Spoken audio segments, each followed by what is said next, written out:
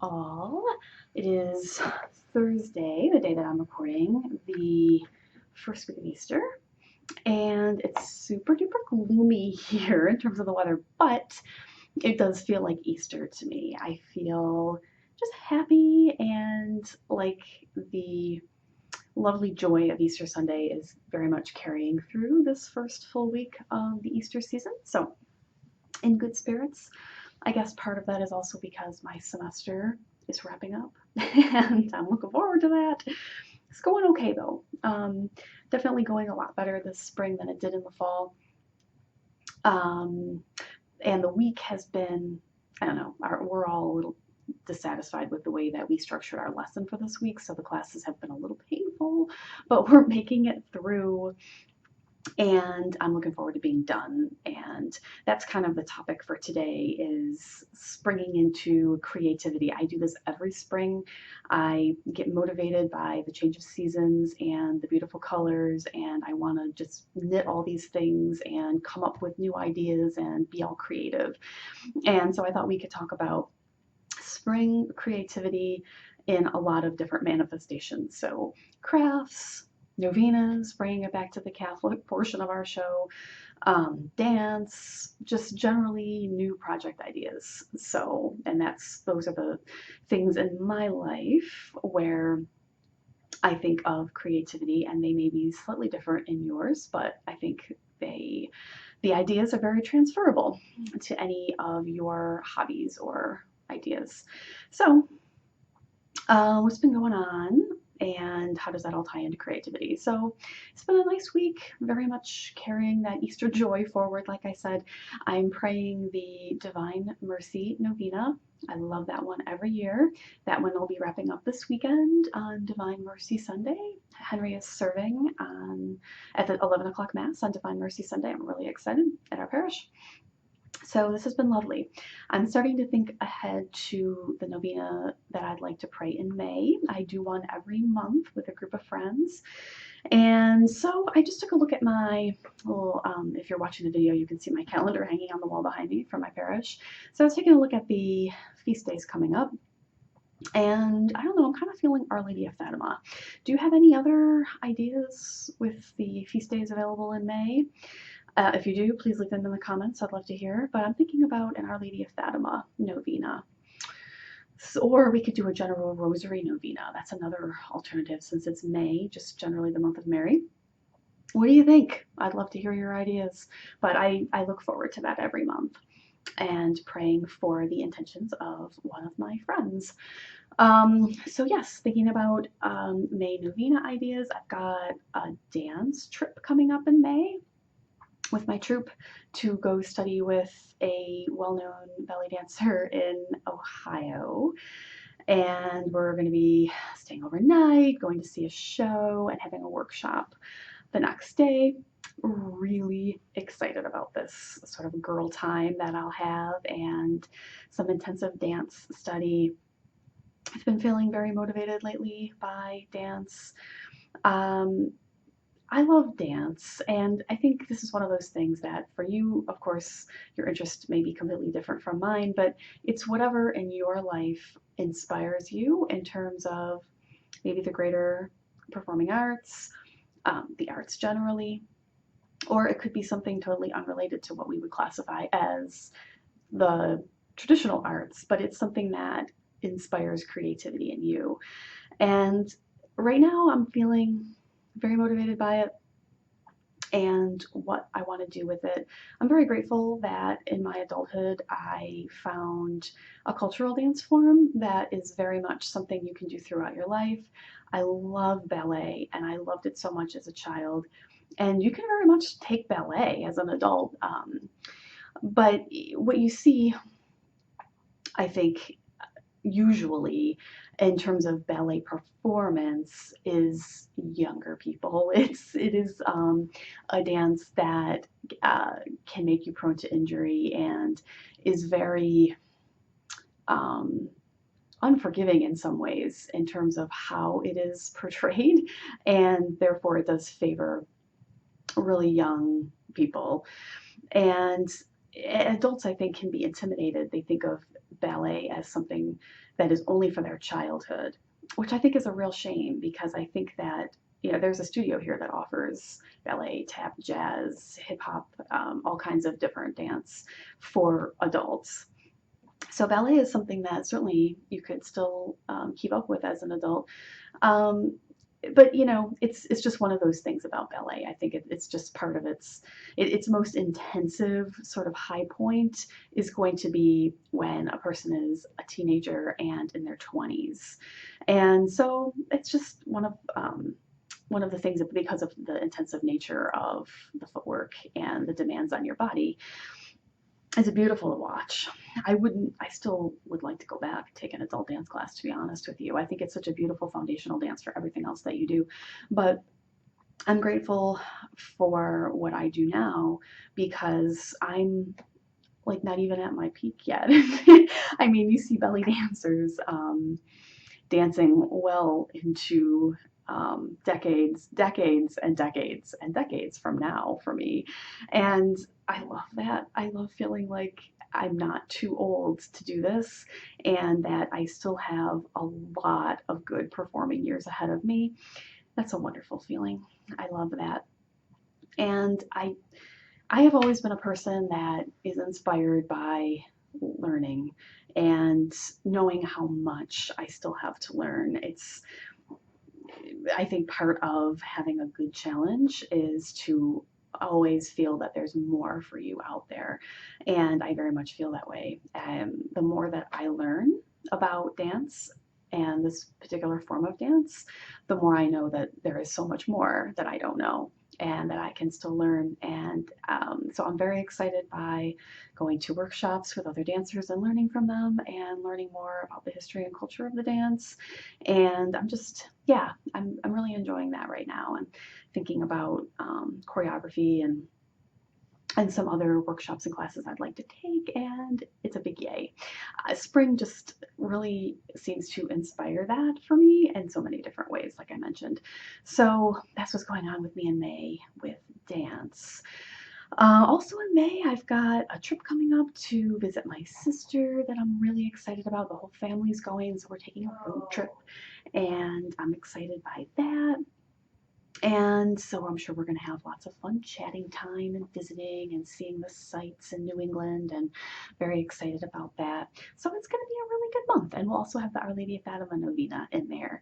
And of course, moving into the rest of the summer, there's going to be lots of other fun stuff too. But in the immediate future, that's what's coming up. Let me see what else is on my list. Okay, so knitting. I'm working on a couple of different things right now that are seasonal. So I'm in a spring knit along and I'm working on some socks that I don't have with me. I have them at home, but it's a beautiful spring green and I love knitting socks. Even though I don't wear socks a lot in the summer, you're very grateful you have them come fall.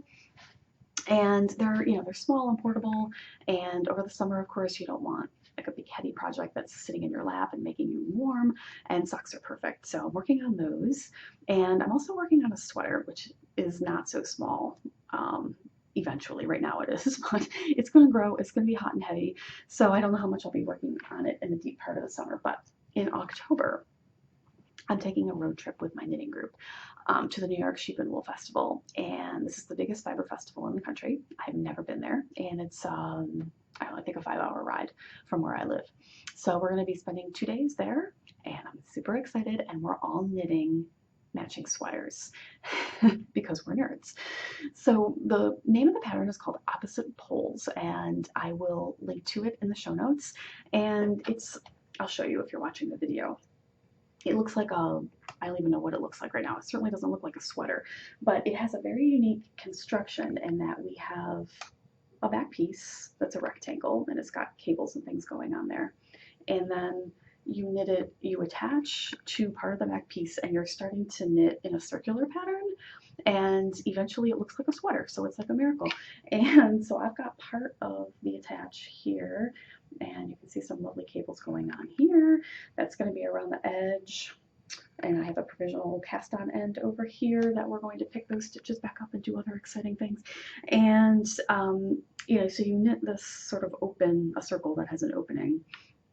And then grab onto some more stitches and you add sleeves to the end.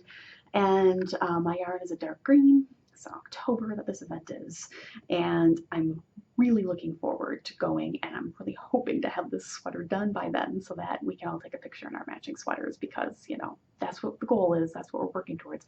So yeah, I've got some really good things going on. I've made some mistakes already in this sweater, but I guess, like the saying goes, only God makes perfect things, and therefore this is just a design element. I have some things going on with the cable that I forgot to twist the other way, but all in all, I think it's going pretty well, and I'm excited about that. So I've been busily knitting away. Crochet always comes up in the spring and summer for me. That's like a spring and summer craft, although you can crochet year round. But I really enjoy it in the spring and summer because crochet, I think, lends itself well to cotton yarn, and cotton yarn is lovely to work with in the spring and summer. And I don't have a crochet project going right now, so I'm going to find one. That might be what I work on instead of the sweater in the high part of the summer. But meanwhile, in April and May, I need to be like working my fanny off knitting this sweater so that it's ready. I can work on it more when the weather turns cool again in September, but I want it to be done in mid-October. So working away on that. The other thing that I've had going on, I've been thinking about reading and writing. So I mentioned on Tuesday that I downloaded the Blessed Is She Road to Pentecost journal for the Easter season, and I have the e-copy. I've been keeping up with it this week, and I love it. And I have just my own separate little journal here that I've been using in the absence of having the print edition of the book to write in. I've just been keeping little notes here in my own separate journal, and it's going good. I tend to, with journals, I start out all hot and heavy. I'm like all excited and I'm keeping all these notes for a little while, and then I trail off and lose my motivation. I'm hoping that doesn't happen this time. I really want to keep up with it for the season. I like having a small goal that's more manageable for me, so Lent or Advent or Easter, so that I know that it's just a short period of time, so I should keep it up, and I'm hoping that that carries through. But I've really been enjoying it this week, and it's very short each day. It's a short piece to read and then reflect on and write. It's not long at all, and that makes it, every morning I've been like, oh, I grab open up the e-copy and read the short part, and then just jot a few things in the journal to bring the point home in my own mind and heart. And I've been really, really liking that. And so that's just been sort of tying into how much I've been enjoying reading lately. And we're about to wrap up our Live Today Well book club. The last chapter is next week, probably Wednesday is traditionally when I put those out. And then I'd like to, take a little break, I guess, from having a book club on the blog. But in the summer, I would like to do a fiction book club. What do you all think about that? I think I will devote all of tea time to talking about specific ideas with regards to this for next week. But I just wanted to briefly mention it to get you thinking about it. In case you have any recommendations, you'll be all ready to leave them in the comments next week. But I do think that I'll say from the outset it's going to be fiction, because we just did nonfiction. So it would be nice to mix it up a little bit, and start thinking about what type of fiction you'd like to read. What I will probably do is gather some ideas, some title ideas, and I'll post a poll, and everybody can vote on which book they'd like to read, and we'll come to a consensus about which book we'd like to read. But I'd like to tap into a number of different categories of fiction so that everybody has some representation and can lobby for their favorite. So historical fiction, contemporary fiction, do we want Christian or Catholic fiction in some way? Or do we want secular suspense? What would we like to do?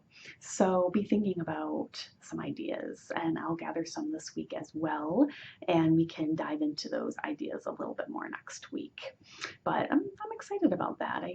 I really enjoy reading fiction, especially over the summer, and doing a book club. Christina and I did that last year for Plan Not Scripted. I wish we could do that again. We really wanted to revive the podcast, and it just didn't happen. we don't have any mutual availability to record. And that has been hard for us to kind of accept. We keep trying and then it keeps not working. Um, and sometimes that's just the way it is. And it doesn't mean that that possibility is gone forever. It's just right now. And so maybe that door will open again. But last summer we did a book club, and we did some of it in audio. We did one video post. It was really fun. Over the summer, it might be easier for us to record something. I don't know, but that would be separate from whatever I do on my blog. So on Life of a Catholic Librarian, I think that I would like to do fiction book club. We could have a video component, like a hangout, if we want to do that one time. I'd be very open to that if we want to try to plan that. I think that we will definitely be having traditional posts about the book, and we can go chapter by chapter. We can do small segments and maybe, I don't know, post once or twice a month. So yeah, we'll talk about that all next week and decide what we want to do, but I'm excited. I think that'll be a lot of fun. So that's just what's whirling around in my little head right now this first week of Easter about spring creativity and upcoming stuff, things.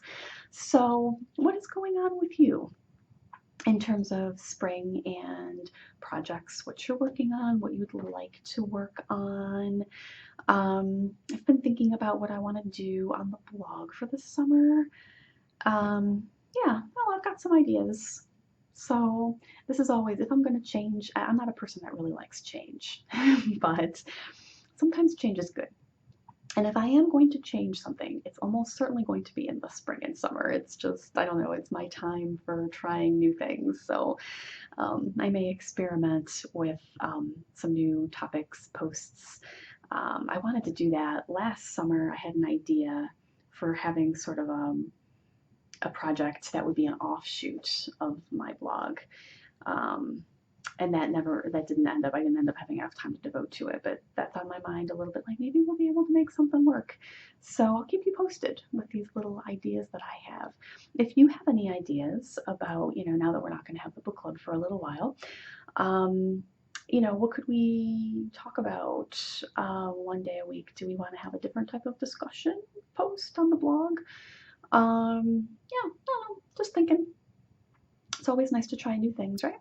So let me know what you think and what's going on with you. I hope you have a wonderful, wonderful Divine Mercy weekend, and I'll look forward to talking to you next week. Until then, bye.